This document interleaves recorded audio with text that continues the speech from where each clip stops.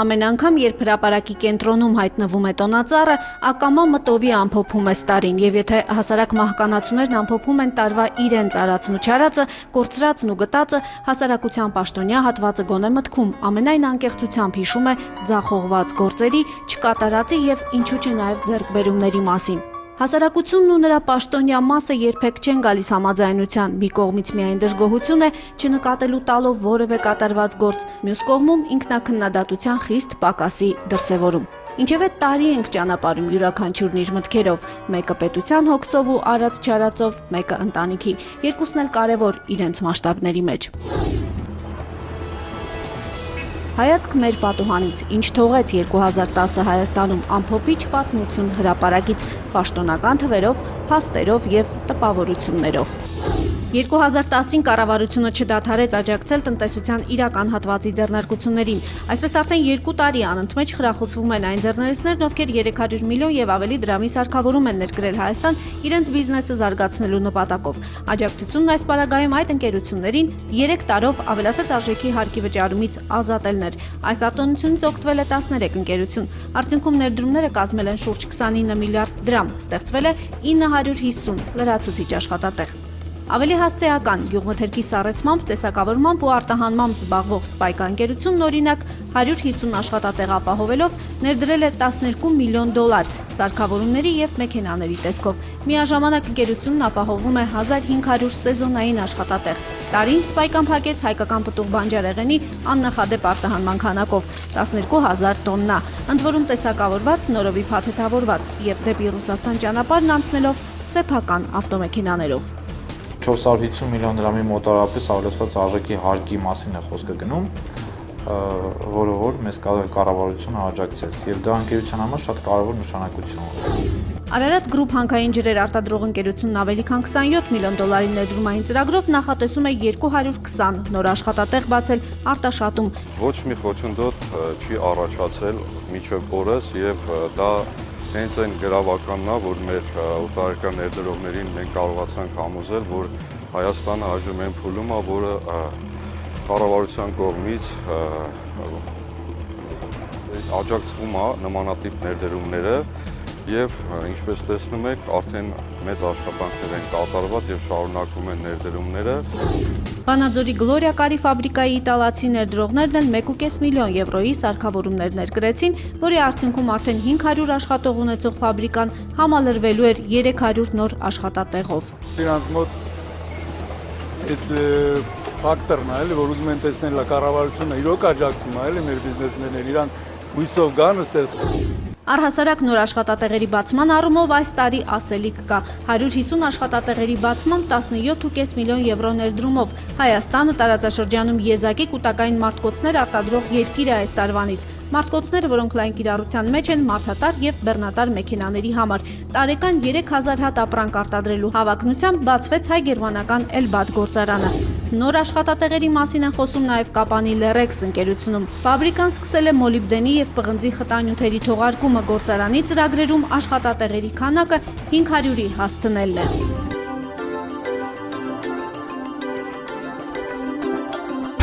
Ինֆորմացիայի դարաշրջանում տեղեկացված հասարակություն ունենալը ոչ միայն անհրաժեշտ է, այլև անխուսափելի։ 2010-ին այս ոլորտում համարձակ քայլ կատարեցին պետական կառավարման մարմինները, անցան էլեկտրոնային կառավարման։ Քաղաքացիներ եւ պետական օղակ շփումը պակասեց, առաջին հերթին արդյունավետ դարձնելով աշխատանքը։ Դա հնարավոր եղավ էլեկտրոնային ստորագրության ներդրման միջոցով։ 300 պաշտոնյա Հայաստանում էլեկտրոնային ստորագրությամբ է աշխատում։ Ավելին, այն աստիճանաբար կիրառություն է ստանում նաեւ մասնավոր հատվածում։ Թվային ստորագրությունն շրջանառվում է 29 կառավարման մարմիններում, սկսած կառավարության աշխատակազմից, նախարարություններով մինչև մարզպետարաններ ու առընթեր մարմիններ։ Սա նշանակում է ավելի արագ թափանցիկ աշխատանք, թղթի ժամանակի խնայողություն եւ վերջապես պարզ ու տեսանելի վերահսկողություն։ Էլեկտրոնային միջավայրում հարկային հաշվետվությունները ներկայացնող տնտեսվարողների թիվը մեկ տարվա ընթացքում հասել է 4200-ի։ Սպասվում է նաև, որ շատ շուտով էլեկտրոնային միջակայքում կընթանան նաև պետռեգիստրի բիզնես գրանցման ու վարման ընթացակարգերը։ Դա նշանակում է բիզնեսը անհրաժեշտություն չի ունենա գնամ ստանամ հարկային կոդ, դա նշանակում է, որ պարտադիր չի լինի ֆիրմային անվանումը գրանցելու առանձին։ 2010-ին Հայաստանի Հանրապետությունում ապահովվեց 3G ստանդարտով գործող համակարգերի 100%-անոց ծածկույթ, իսկ լայնաշերտ ինտերնետի միջին գինը 2 անգամ նվազեց, կազմելով 1 մեգաբիտ վայրկյանի համար մինչև 8000 դրամ։ Գրեթե 3.5 անգամ նվազեցին նաև ինտերնետի մեծածախ գները, կազմելով 71000 դրամ։ Ընդհանուր առմամբ անցնող տարվա ընթացքում ինտերնետից օգտվում է 1.5 միլիոնից ավելի մարդ, 12.5%-ով ավելի, քան նախորդ տարի։ Հասարակության առավել լայն շերտերի էլեկտրոնային բովանդակությունը հասու դարձնելու համար պետությունը սկսեց նախիրագործել համակարգիչ բոլորին ծրագիրը, որի միայն փորձնական փուլում շուրջ 17000 համակարգիչ ապառիկ կարգով առանց տոկոսադրույքի գտավ իր տիրոջը։ Բավական մեծ պահանջարկ կար եւ մենք ընթացքում ավելացրեցինք գումարները։ Այսինքն, եթե մենք սկզբնական շրջանում որոշել էինք, որ այս ծրագրի տակ $200,000 կդրամադրենք ընդամենը ֆինանսական ռեսուրսներ, արդյունքում ստացվեց այնպես, որ մոտ 2 միլիոնի ծրագիր իրականացրեցինք։ Էստաֆետը դպրոցների եւ ուսուցիչներին համակարգչով ապահովող ծրագրերինն է, եւ այդ նպատակով կառավարությունը առանձնացրել է 700 միլիոն դրամ։ Մինչ այդ վարչապետը ողջունում է համակարգչային դասընթացների մասնակից առաջին փոքրիկներին։ Ո՞րն է ձեր սիրածին առարկան։ Մաթեմատիկա։ Այս համակարգիչով կարող եք մաթեմատիկայի վարժություններ անել։ Դեռ ոչ։ Դու կարաս։ Ես կարող եմ։ Այսպես 2010 տարին տեղաշարժեց ինտերնետ հասանելիությունը։ Եթե նշեցինք, որ 1,5 միլիոնից ավելի հայաստանցի այսօր օգտվում է ինտերնետ կապից, ապա հասարակության զգալի մասը, շուրջ 170,000 մարդ, արդեն կարողանում է օգտվել լայնաշերտ ինտերնետից, այսինքն օգտագործում է համացանցի ամենալայն հնարավորությունները։ Բոլորովին վերջերս մեր հեռահաղորդակցման շուկան հարստացավ 4G տեխնոլոգիայով, որն ի դեպ այս պահին հասու չէ շատ զարգացած երկրների։ Տեղեկատվական ոլորտի տարվա վերջակետերը դրվեցին Digitech Expo-ում, որին այս տարի մասնակցեց 68 տեղական եւ միջազգային կազմակերպություն։ Էքսպոն ունեցավ 15000 այցելու։ Այստեղ ներկայացված էր հայկական տեղեկատվական տեխնոլոգիաների ոլորտի վերջին խոսքը իր ողջ հմայքով։ Աշխարհում հայտնի ամերիկյան National Instruments-ն օրինակ հայկական միջավայրում արդեն իրեն լավ է զգում։ Այստեղ աշխատող 100 ինժեներ-տեխնոլոգ արդեն մշակել եւ գործարար աշխարհին է ներկայացրել նոր արարական ծրագրեր։ GNC Alpha-ն, որն այս ոլորտում ճեղքեց մրցակցությունը կառավարության որոշմամբ, լայնաշերտ ինտերնետի մալուխները հասցրել է մարզեր եւ ստեղծել ինտերնետ սնուցման պահեստային միջոցներ։ Ավելի քան $20 միլիոն արդեն ներդրում է կատարված, բոլոր կատարվել է կառավարության կողմից ընձեռած թույլտվությունների շնորհիվ եւ մեզ համար շատ կարեւոր էր ցույց տալ կառավարությանը, որ այն թույլտվությունները, լիցենզիաները, որ ստացել է ընկերությունը իր աշխատանքը կատարելու համար, հաջողությամբ իրականացրել է եւ այդ հաջողությունը թարգմանվել է մեր հասարակության եւ տնտեսության վրա այն ցուցանիշներով, որ կապի ոլորտը այսօր Հայաստանում ունի։ Տեղեկատվական հասարակությանը տարվա նորարարություններով առաջին անգամ ներկայացավ նաև կառավարության e.gov.am կայքը։ Այստեղ կայքի հնարավորությունները թույլ են տալիս անգամ որոշակի գործունեություն սկսելու համար պահանջվող արտոնագրերը օնլայն ստանալ։ Թողարկում ենք կառավարության e.gov.am կայքում նոր հնարավորություն, այսուհետև լիցենզիա ստանալու համար դիմումները, քաղաքացիները, բիզնեսը կարող են ներկայացնել նաև էլեկտրոնային կերպով, օգտվելով կառավարության էլեկտրոնային կայքեջից։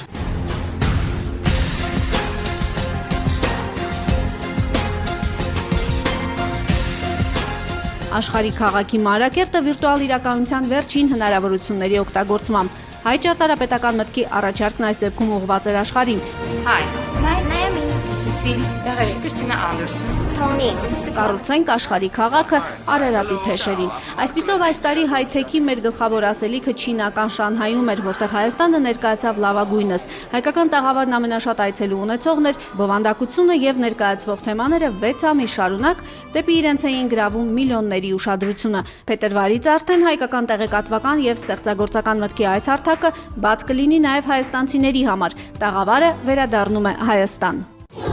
Այս տարվանից նոր փոխհարաբերությունների մեջ մտան տնտեսվարողներն ու ստուգող տարբեր մարմինների տեսուչները։ Բոլոր 18 տեսչություններն առանձին ու հերթով անցնելու են նոր աշխատավոճի, որի արդյունքում տեսուչներն ու ձեռներեցը պետք է դառնան գործընկեր, աշխատեն իրար հետ եւ ոչ թե ընդդեմ միմյանց։ Էկոնոմիկայի նախարարության երիտասարդ աշխատանքային թիմը ամբողջ տարի աշխատել է տեսչությունների գործունեության կանոնակարգի վրա։ Գաղափարն այն է, որ տեսչություններն անցնեն միայն ռիսկային ստուգումների վերջ տան կամ այական որոշումներին։ Բարեփոխված ուղղված տեսչությունների շարքում առաջին ծիծեռնակները հակահրդեհային, որակի եւ հիգիենիկ ու համաճարակային տեսչություններն են։ Իսկ բարեփոխումների օգտակար համաճարակը խոստանում է վարակել բոլորին։ Գործընթացը կշարունակվի նաեւ 2011-ին։ Ստուգում կկարողանան իրականացնել միայն այն սուբյեկտները, որոնք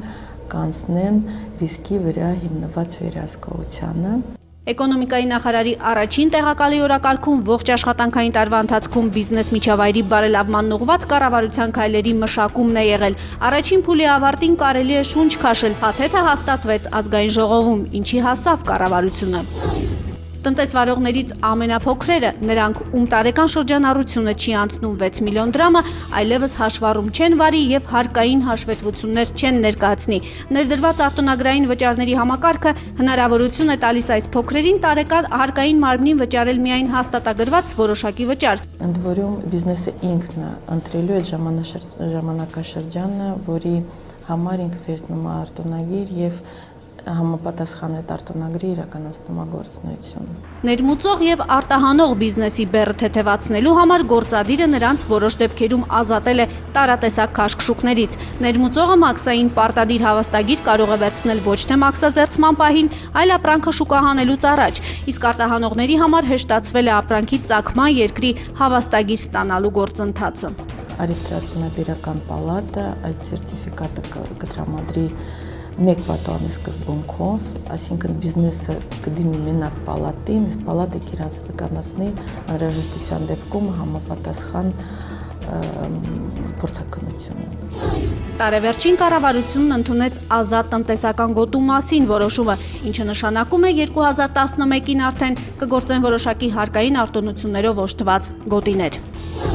2010-ին առողջապահության համակարգի ապակոռումպացման առաջին փորձն արվեց։ Գաղափարն այն էր, որ այնինչ այսօր ամենասովորական հարցով բժշկին դիմաց քաղաքացին դնում է բժշկի գրպանը, այլևս գանձվի օրինական, առավել քաղաքակիրթ ճանապարհով դեպի տվյալ բուժհաստատության ընդհանուր գանձարան, եւ ապա վերաբաշխվի աշխատողներին։ Այդպես նաեւ առողջապահության կիրառական բառապաշար մտավ համավճար հասկացությունը։ Արաբկիր բժշկական կենտրոնն առաջինն էր, որ որոշեց հրաժարվել ստվերային փողերից եւ ստանձնեց ծրագրի փորձարկումը։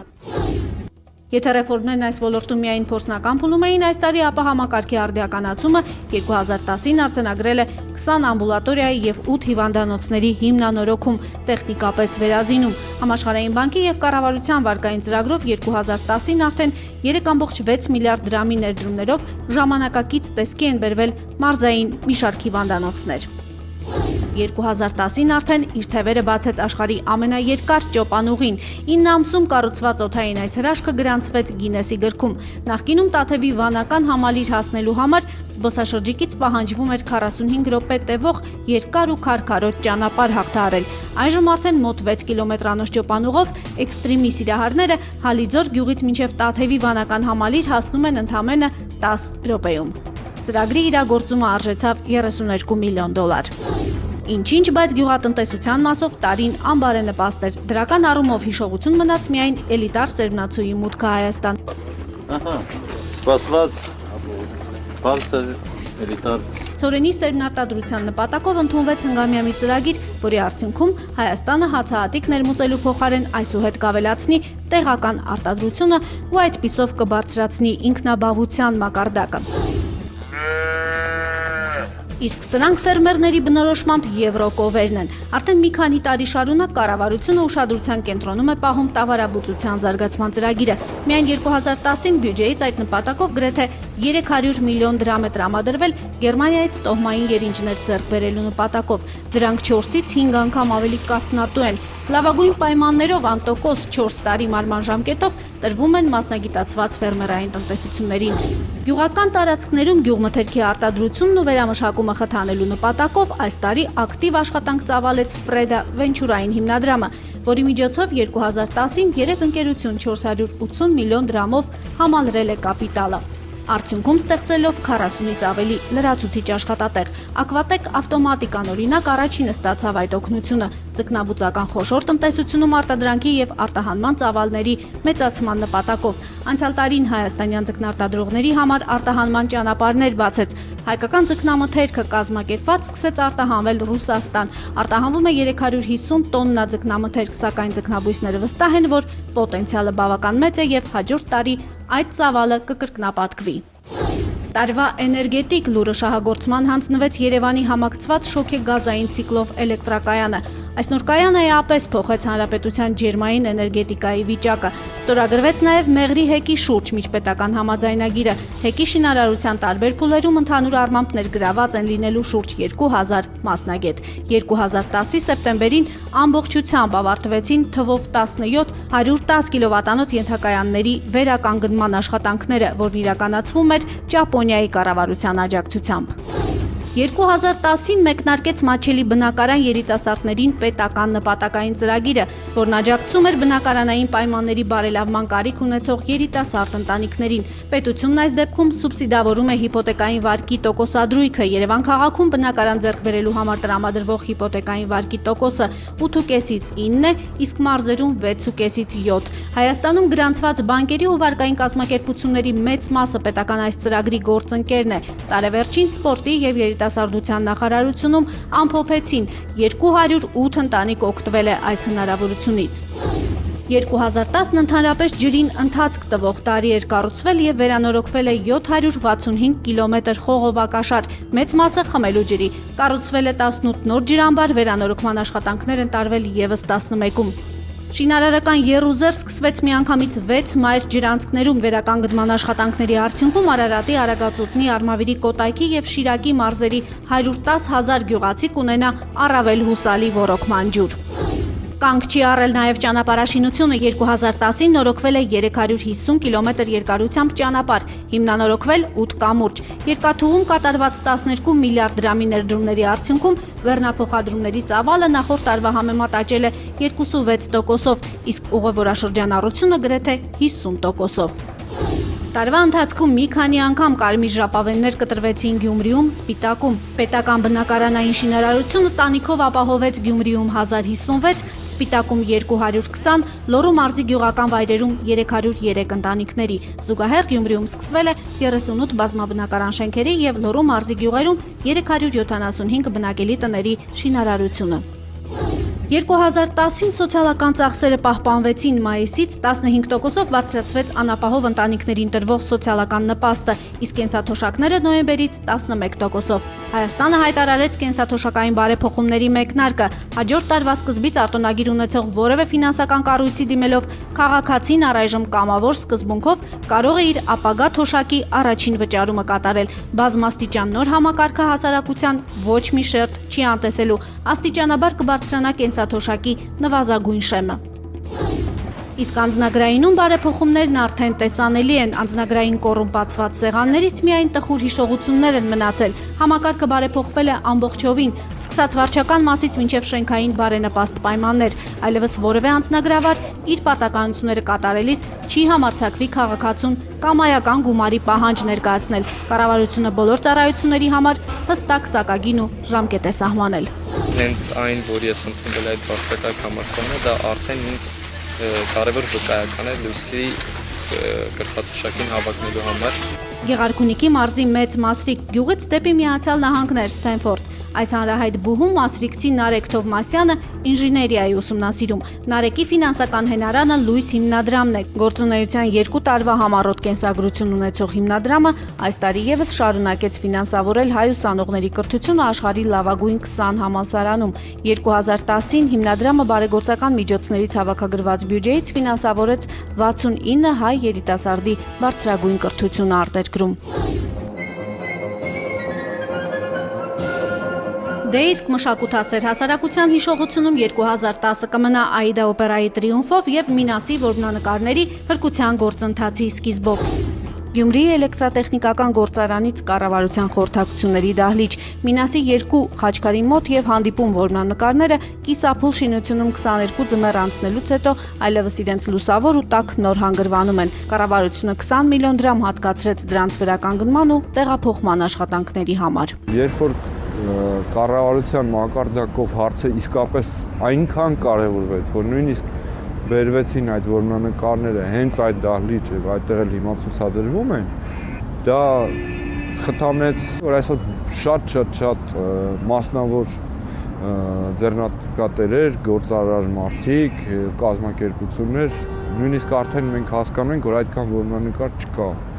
Եգիպտացի զորավարի եւ ստրկուհու սիրո դրամատիկ պատմությունը հայկական օպերայի բեմում է դարձյալ 2010-ին։ 20 տարվա ընդմիջումից հետո Այդան կրկին ներկայացվում է հայ մշակութասեր հասարակության դատին։ 300 դերակատար, փարավոնների ժամանակներին բնորոշ դեկորացիա, լուսային ժամանակակից ձևավորում։ Բեմականացումը հեղինակեց օպերայի հայրենակիցը իտալացի ռեժիսոր Մարիո Կորրադին։ Իսկ երաժշտական մասի ղեկավարն ու դիրիժորն է Հայաստանի արվեստի վաստակավոր գործիչ Կարեն Դուրգարյանը։ Այսուհետ Այդան կհամալրի Սպենդիարյանի անվան օպերայի եւ բալետի ազգային ակադեմիական թատրոնի խաղացանկը։